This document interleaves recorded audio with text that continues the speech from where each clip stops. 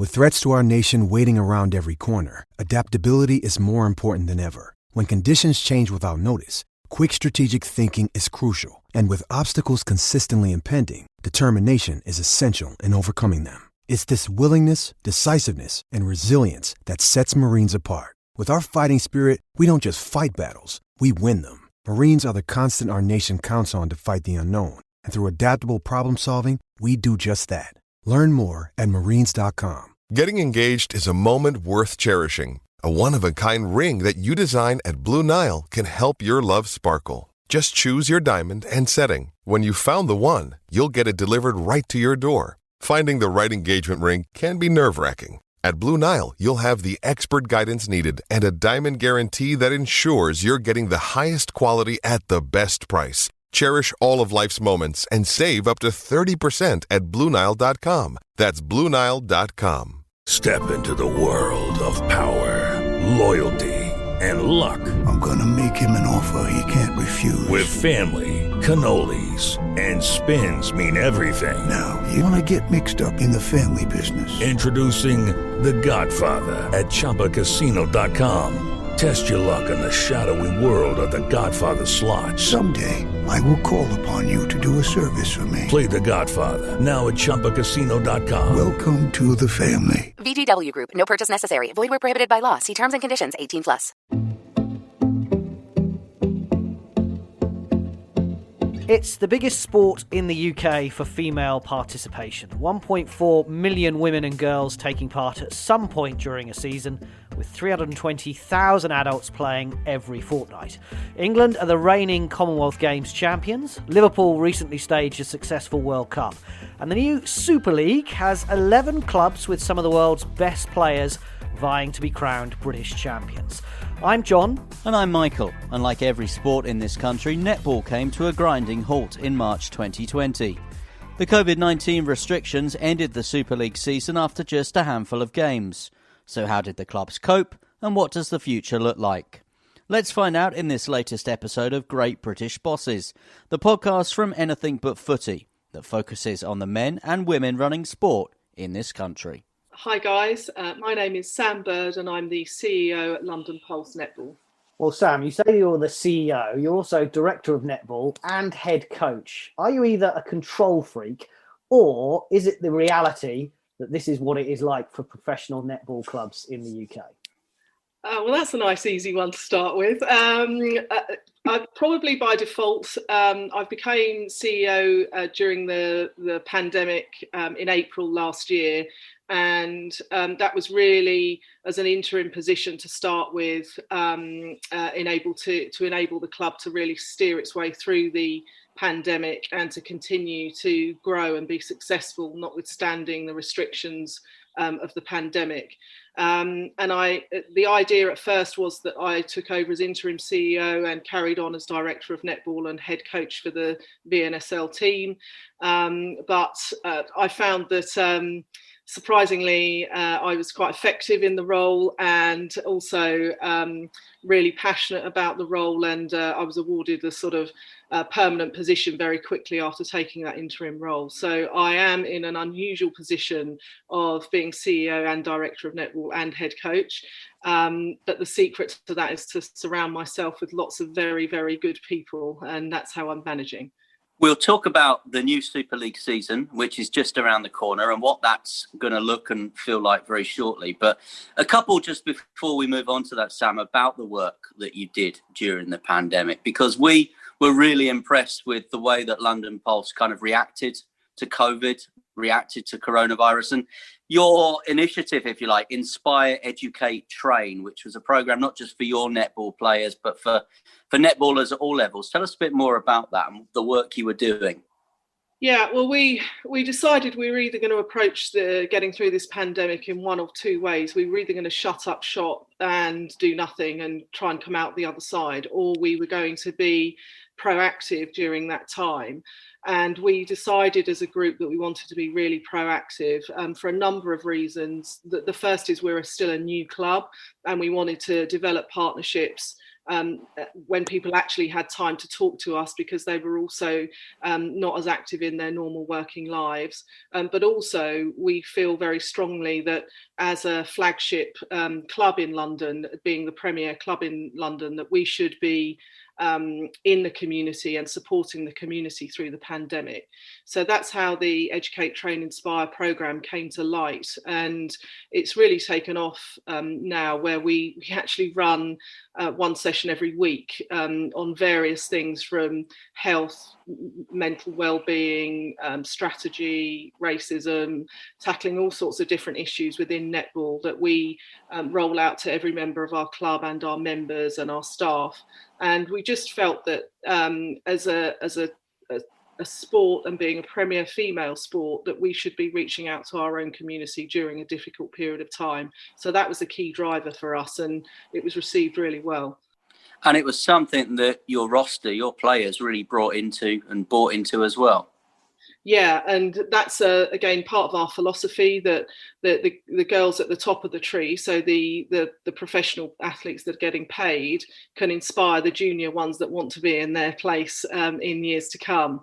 And so things like explaining what it takes to win and what it takes to be a professional athlete, those types of talks were really, really useful for the younger athletes to listen to, because it's really important that people understand that every athlete that's made it, as far as they can see, has had setbacks, has had bumps in the road, have had difficult times, and that actually you've just got to persevere if you want to reach that goal. You've got to work really hard and manage those bumps in the road. So it was giving a realistic spin on what it takes to be a top athlete as well in our sport.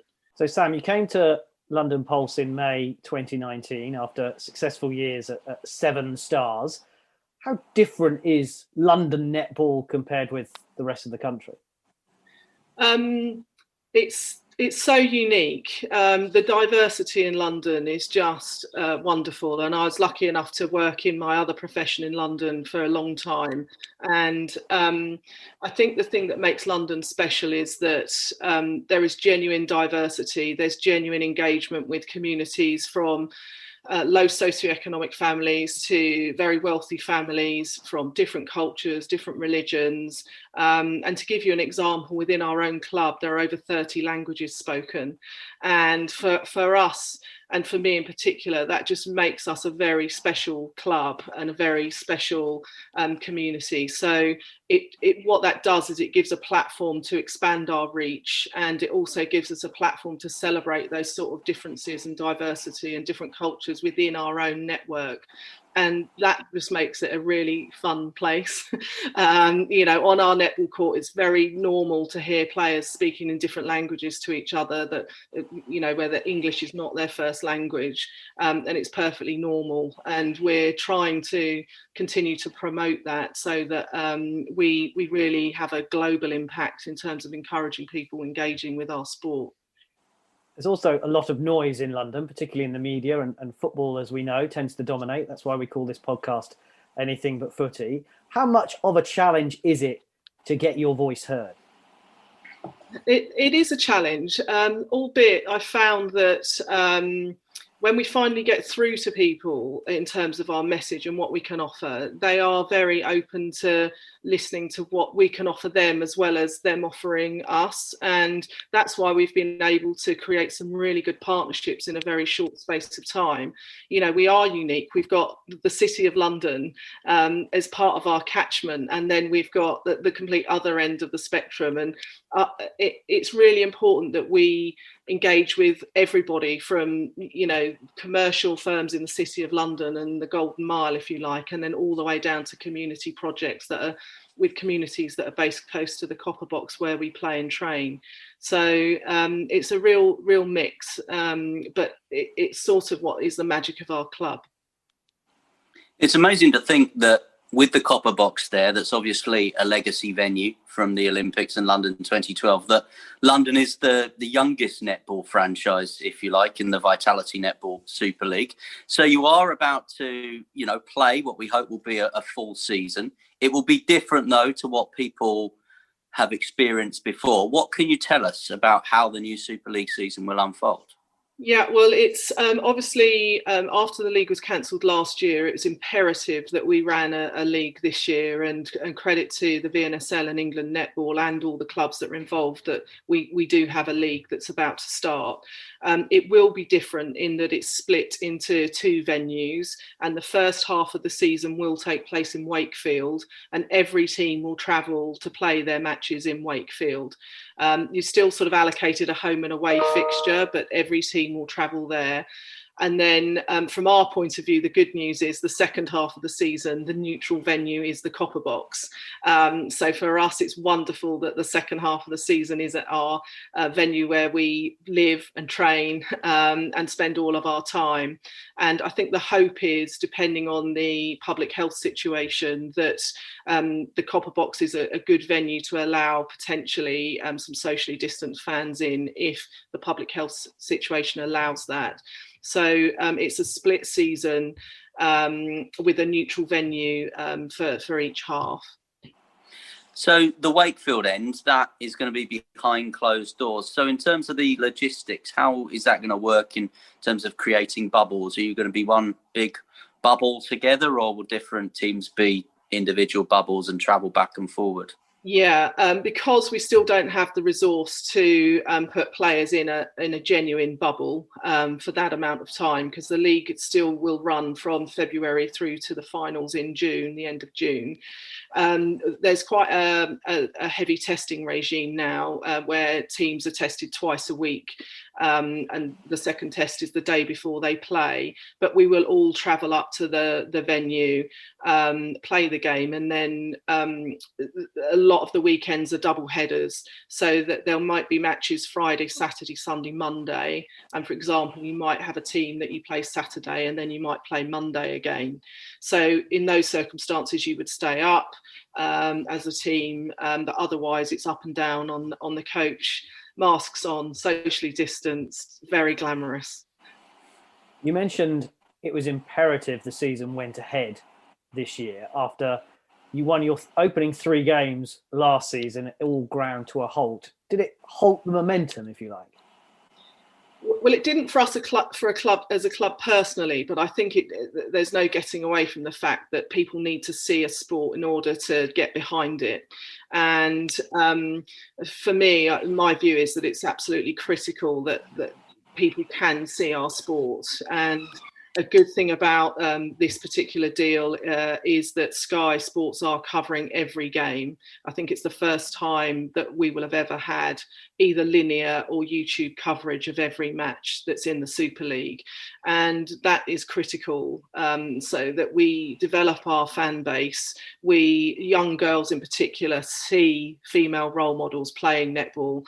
As you mentioned earlier, some of the athletes we have playing in the Super League are genuinely world class. And there's loads and loads of good reasons for people to be watching netball. And I think without that visibility, it would be very difficult for clubs then to have the momentum to make money in terms of bringing fans back when they can, because you just don't have a fan base. And you need fans coming in to support your team, not only for the atmosphere and all the good reasons about engaging with sport, but quite frankly, you need it to survive. So the visibility this year is absolutely crucial.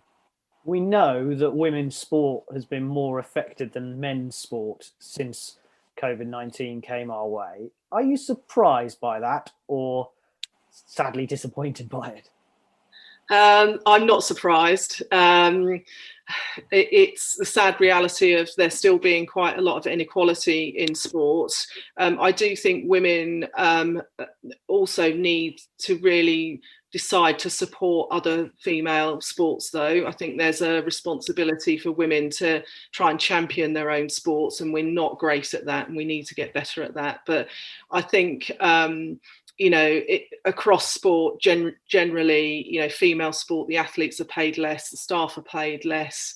It's a less expensive product. Our salary cap's low. All of those things all contribute to making our sport more vulnerable when something hits, and it's something that needs to change.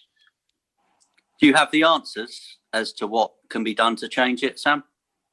Yeah, well, I don't have all the answers, but I think one of the key things, and one of the things I'm trying to do in my role as CEO, is actually show people the value of our sport. We undervalue our own sport. So, for example, we have a very low salary cap to pay our players, which means really that players can't still be fully professional. So most of them need a second job to back up what they do. So for me, the salary cap should be raised so that we can pay the key players and key staff a genuine salary so that they can be genuinely professional athletes. And whilst that's scary, and whilst that means clubs have got to find extra money, I think it has to be the way forwards. And I've certainly found, when I've been talking to partners about working with us, it's almost been quite embarrassing saying what salary cap is. So if I say, oh, it's £70,000, they'll say, what, per player? And when I'm saying, no, that's across 9 players because you have one marquee that you can pay anything, that automatically that puts you on the back foot, because they're like, well, if you're not valuing your own sport, if that's how you're valuing your international athletes, why are we going to then give you £100,000 if you value your own sport and your own club in that way? So I think the rhetoric has to change, and we have to value ourselves first and trust our product and trust our game in order to be able to sell it and raise the value of it. And you know what your fan base is, you know who your supporters are, you know who's on your mailing list, you know who's visiting your website. Is that feasible moving forward, what you say? Well, I think it's a bit chicken or egg, to be honest. I think you've got to set the bar and then you've got to meet it. And there is no doubt that we need to expand our reach. It's a crucial driver for us as a club. But it's a bit like revising for an exam, isn't it? Unless you've got the deadline there, or you've got the target there to drive and aim for, then it never happens. And so I'm very much like, you've got to put that there, you've got to make that the standard, and then you've got to meet it. And I think that netball can. I think netball can meet it. I think there's a good desire for people to watch elite female athletes, and I think we should trust our game that it is exciting and is watchable and people want to be part of it. And let's hope the opportunity, as you mentioned, the fact that it's all on Sky Sports over the coming weeks and months, you grab that opportunity and we push forward. We're talking to Sam Bird, CEO, Director of Netball, Head Coach, as we mentioned, of London Pulse. And I want to talk to you, Sam, about how you got into that position with your career. And also you mentioned, obviously, that the need still for second jobs and what you did. But one more question on the thing that's dominated the last 12 months or so, and that on coronavirus. In September 2020, you said, I'm in a privileged position and it's a rare thing to be able to work every day doing what I love. Is that still the case? Or is it just a little bit tiring after a while being locked in the house? Do you know what? It's still the case. I love it. What I really love is that, you know, I've been around the game a long time in lots of different roles. And I've, for the last few years, have felt really not frustrated, but I've wanted to be part of that decision-making process and to have the ability to drive the game forward as I know I can. And so now I can. And I've got great support from the owners of the club, and they've enabled me also to bring in really good staff. And I think the secret of success is to surround myself by other experts that know what they're doing. So I've been able to recruit really strong marketing, partnership staff. I've got a community lead, I've got PR, I've got a performance lead as well. I've got a great multidisciplinary team on the performance side, and we've decided to behave in a professional way, even though we're not a professional club yet. So we're deciding to act and be as professional as we can, and because of that, it's just really exciting. You know, every day that there's something's going on. Somebody's got a new deal, somebody's got a new idea, and it really is an exciting place to be working. As well as sports fans, we have quite a lot of leadership people who listen to the podcast. What experience did you have in your work life that has put you in a position where you can do those things and you know how to be this successful CEO? Good question. I think my background is a lawyer, in-house lawyer with the Metropolitan Police Service for over 20 years. And I was very lucky to be involved in sort of global projects where I was traveling around the world in the 90s, traveling to countries that probably lots of people hadn't visited at the time. So like Kyrgyzstan, Kazakhstan, China, Hong Kong, Romania. And I think just being part of that sort of global team and learning how to deal with different people and being in very weird situations and being very uncomfortable in negotiating it with lawyers that didn't speak the same language and quite long negotiations abroad just really gave me the confidence to just trust in people generally. Like most people want to work together and want to collaborate and want to get to whatever you're discussing, they want success at the end of it. And I found that really just trusting the people you're working with and against and understanding what they need out of something and understanding what the end result should be has just helped me really learn to listen and understand about how to collaborate in order to improve whatever it is you're trying to improve. I'm just wondering whether you trust us and whether you think we're working with you or against you. Your netball credentials, of course, are pretty strong as well. You were an England international player, but you had to retire with a knee injury at the age of 24. What does a 24-year-old netball player do next when they have to retire with a knee injury? Or was the fact that the legal career was running alongside meant that wasn't such a huge impact for you? Yeah, it was a huge impact. I'd been in the England squad since I was 14, 15, and it was very difficult. I had 7 knee operations, and it was very difficult to accept that I couldn't play. And I got very angry, very frustrated, went through a whole range of emotions. But the saving grace with that really was that I had already qualified as a lawyer.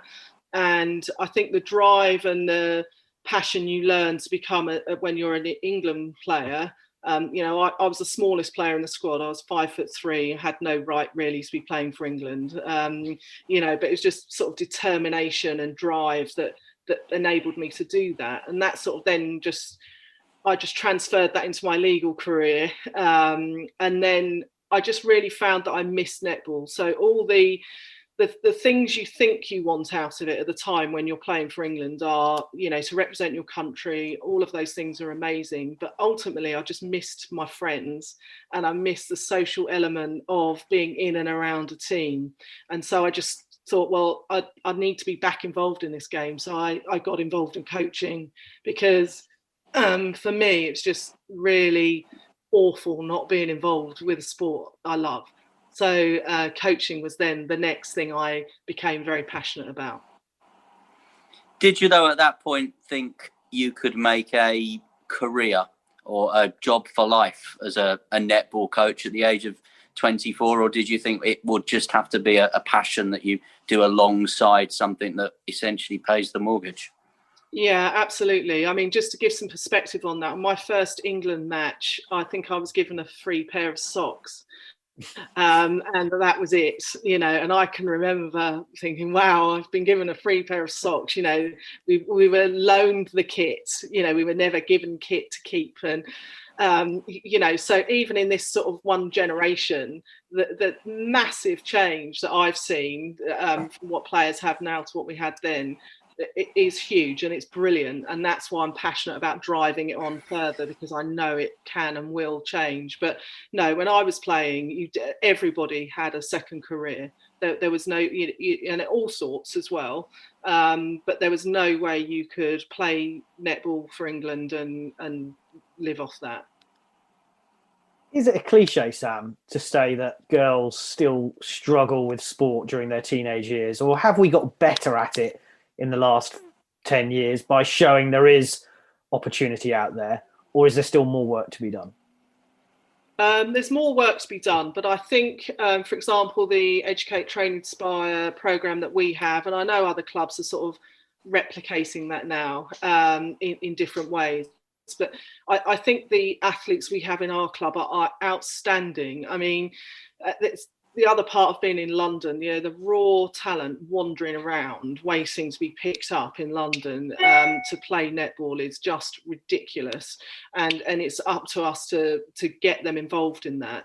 But I still think that teenagers just generally, they all seem to have a lot more to worry about nowadays.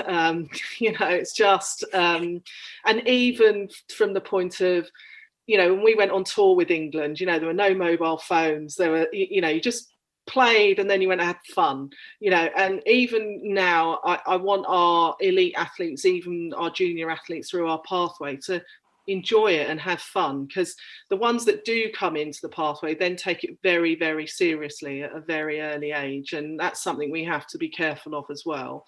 But I think, again, one of the things we're looking at doing is trying to make that lower level, that younger age group, more visible as well, because my daughter, for example, is 13.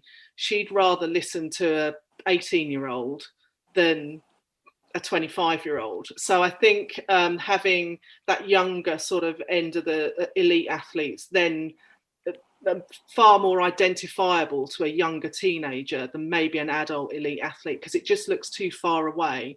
Whereas if they can connect at a more sort of realistic level, where there's maybe only 4 or 5 years difference, I think they see that they can achieve that and be that much more. So we're looking for that visibility at that age as well. Before Michael mentions he was there watching it, how crucial was England winning the gold medal at the Commonwealth Games in Gold Coast in 2018? I was there, brilliant. I saw it. Well, it was absolutely brilliant on every level. Just every level for female sport, for England to beat the Aussies in Australia. Doesn't matter what sport that is, everyone wants that to happen. It was brilliant for the players involved and the coaching staff involved, and Tracy Neville obviously was the head coach then. But just in terms of the momentum and how that carried through to the World Cup that was held here the following year was brilliant. And I think that just gives you a window of what is possible in netball, and that it wasn't just that we'd won the gold medal, it was the nature of how we won it. It's the last second, it was really exciting. Lots of people that would not normally take an interest in netball found that an interesting story, and those are the sorts of stories we've got to recreate with the Super League and other events like that create that level of passion and excitement that our game offers. You're not, as we know, an Olympic sport, and that's probably not something that's on the agenda in the near to mid-term future. You are a Commonwealth Games sport, as we said. How important will Birmingham in 2022 be? And then how concerning is it for you that we still don't have a host for 2026, and potentially, because of the pandemic we've been in, the Commonwealth Games might never be seen the way we have known it all of our lives ever again after Birmingham? Yeah, I think there's some massive sort of policy decisions to be considered, and how we're going to keep that visible as well, if there's still restrictions on fans or global travel, or lots of the Commonwealth countries may not be able to afford to send teams. That there's a huge number of challenges in relation to the Commonwealth Games. For us, it is, as you say, a flagship event. It's a key part of our calendar, that and the World Cup. They are the two biggest things you can achieve in netball. So for us, it's brilliant for it to potentially be in Birmingham. But I think, again, we've got to start being more creative about how we interact with the fan base digitally as well, because we've got to accept that there may still be restrictions. And as you say, there may be restrictions for a long period of time yet. And so we've got to get better at reaching out to a fan base and helping them feel engaged, even if they're not actually at the event. Previous guests on this podcast, Ian Reid, who's the chief exec at Birmingham 2022. We spoke to him. We spoke to David Grevenberg, the CEO of the Commonwealth Games Federation. And we were struck by something David said to us about the future of the Commonwealth Games. And he said that, nothing is off the table. And Birmingham will experiment with this. They will have some events in India. In a general viewpoint, do you see that might be the way that these sort of multi-sport large events might have to go? It may well be. I know there's even talk of some of the events for the Birmingham not actually taking place in Birmingham. So some will be in London, some will be around the country, depending on that specific event. And I guess there's two key things. The first thing is, as an athlete, you want to be with all the other athletes and you want that sort of camaraderie. And again, I come back to one of the key things that you don't necessarily realise whilst you're competing, but one of the pervasive things is the friendships you make and the connections you make. And that's always been with everybody at the same venue or the same country involved in that event. And I think that shift will be a challenge because I think you lose that sort of camaraderie and that connectivity if you're having to hold different events in different places. But every athlete, I'm convinced, would still say they'd rather still take place in a part in a competition with those adjustments and those restrictions, because they still ultimately want to compete for medals and things that they've been training for. So I think the key thing on that is to communicate what that might look like as early as possible so people have clarity. I think one of the things that's changed through the pandemic already for us is like the total chaos that there was in March compared to everybody being a bit more understanding and prepared to be flexible about changes and, short-term changes and rescheduling. People are much more understanding about that now than they were back in March. So I think that needs to be part of the dialogue for major championships like the Commonwealth Games. So let's refocus then on the new Super League season. London Pulse, what's the aim for the season? What are you on that first day as head coach going to be saying to the girls? What am I going to be saying? I'm going to be saying you've done everything you can in terms of training in the right way. You've coped with being flexible through the pandemic. I think we're the only team that has trained consistently through the pandemic, either through home training or now we're at the Copperbox every day training. So I think for them just to believe that they can succeed, because the hard work that's gone into it inevitably means that good performances will follow. So I really don't want them to be too nervous about it. I want us to go out and enjoy those matches and enjoy competing, because it is actually a privilege to be able to compete again. And I know we've got a good squad. I know we've got a squad that can, on its day, beat any other team in the league. And how proud will you be of all the work that you've done as a club, not just with the, your first team, if you like, but at every level? How proud have you been, or how proud will you be when it all gets going in Wakefield? Oh, it's going to be a great day, because we have, as you know, kept all of our pathway running as well, and we even added to our pathway. We introduced a multi-sport squad as well, aged 12 and 13. So we've expanded our pathway through this pandemic, and every member of that pathway and every member of staff is contributing to the success of the club. And the VNSL team is the showcase of that, but it's only one part of that. So it will just be great to know we've got the support of everybody in our club and all our fans and members when we go out on court on the 13th. Well, we wish you all the best. Sam Bird, CEO of London Pulse, thank you very much for talking to Great British Bosses. Thank you both for your time. It's a pleasure. Sports Social Podcast Network. Hello, it is Ryan, and we could all use an extra bright spot in our day, couldn't we? Just to make up for things like sitting in traffic, doing the dishes, counting your steps, all the mundane stuff. That is why I'm such a big fan of Chumba Casino. Chumba Casino has all your favorite social casino-style games that you can play for free anytime, anywhere with daily bonuses. That should brighten your day a little. Actually, a lot. So sign up now at ChumbaCasino.com. That's ChumbaCasino.com. No purchase necessary. VGW Group. Void where prohibited by law. See terms and conditions. 18+.